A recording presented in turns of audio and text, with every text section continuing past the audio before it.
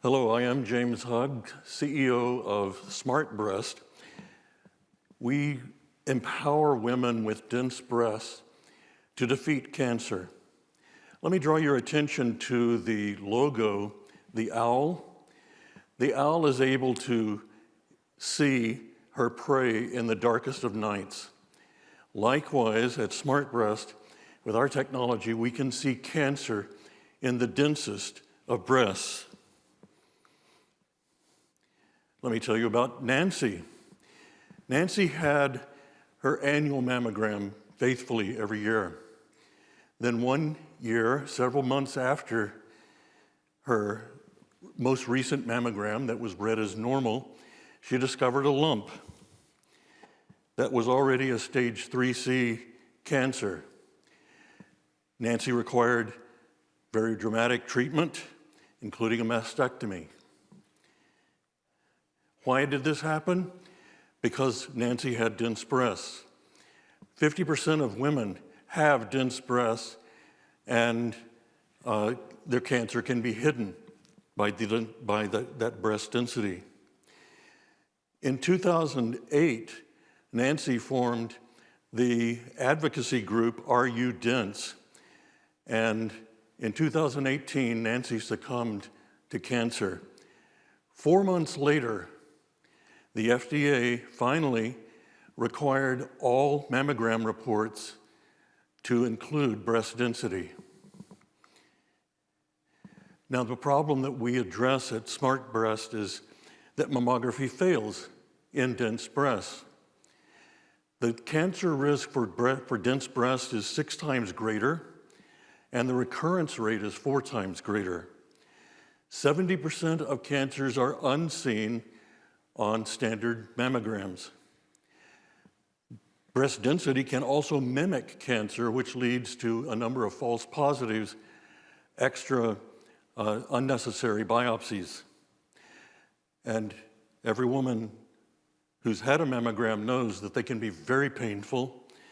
And in fact, half of women don't return for their annual mammogram just because of the pain.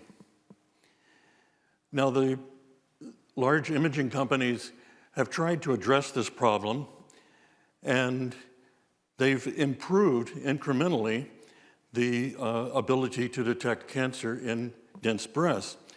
You see, in ultrasound, 3D mammography, and contrast-enhanced mammography, they're up to 50% detection of cancers. But there are only 2 techniques that we can truly call dense breast solutions. That would be MRI and MBI. MBI stands for molecular breast imaging, and in many studies performed led by the Mayo Clinic, it has shown to be the best solution for dense breasts. Now, diagnostic MBI is currently reimbursed, and screening MBI is in clinical trials. You see on the left a mammogram, a dense breast mammogram, which was read as normal. Now, the same breast examined on MBI shows clearly that there's an invasive cancer. We have in the past year bought 2 product lines that are FDA cleared. The first on the left, you see the E750 product line we bought from General Electric. The second, we bought the E680 from Dillon Technologies. Now, our technique is painless, requires very little compression, and it assures both the patient and the doctor that cancer has not been missed. During the pandemic, we raised the capital required to acquire the MBI assets, including 17 patents.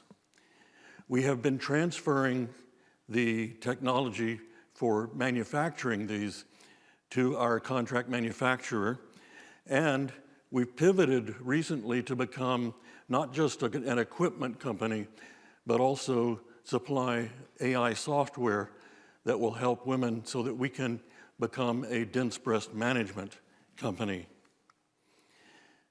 Our board of directors here are and executives represent at least 30 years of experience each.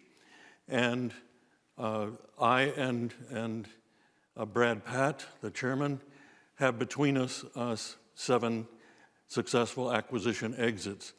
We have a board of business advisors with a wide range of experience.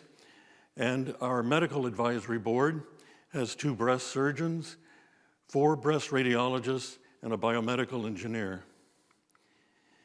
The market is predicted to be $10 billion by 2029 in global breast imaging. Of that, we expect that we can service with dense breast hardware and software $4 billion. And if we capture just 10% of that market, we're looking at $400 million in revenues. Now, we recognize that the true customers are the women with dense breasts. Our target users are breast radiologists, surgeons, and oncologists. And of course, the people who make the decisions are the buyers and decision makers in the hospitals and clinics. We operate in a blue ocean market segment with a full menu of both software and hardware.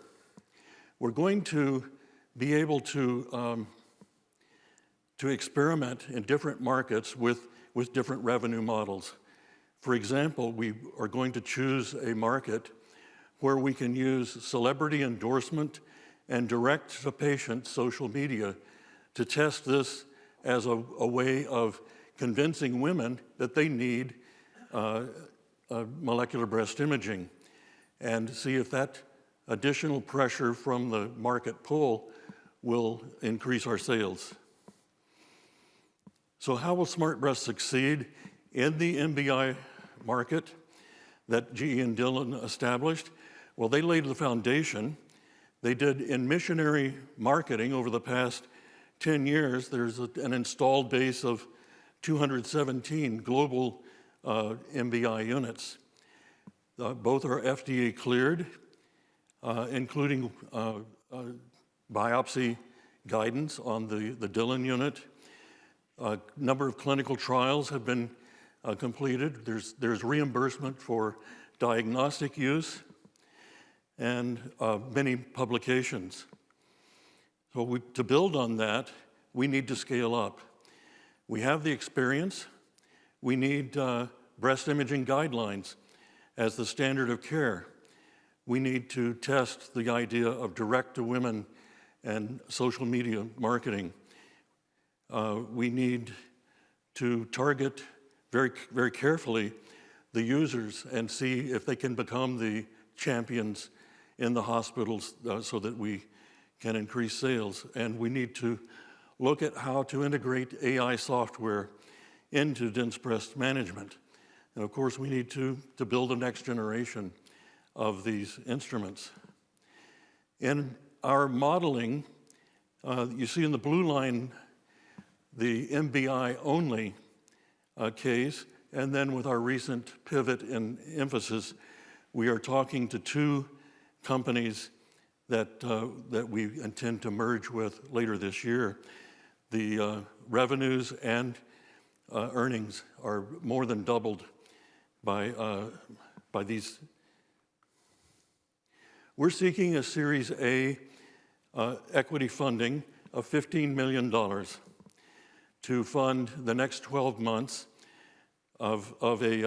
before we seek a pre-IPO Series B of $50 million. We intend after that to find an exit 2 years later, either an IPO or an acquisition. The Series A capital will be used to ramp up marketing and sales, to develop more AI software, and to acquire. You see 6 cases here. It should be easy for everyone in the audience to tell that the mammography hides the cancer, the MBI reveals it. Thank you very much for your attention.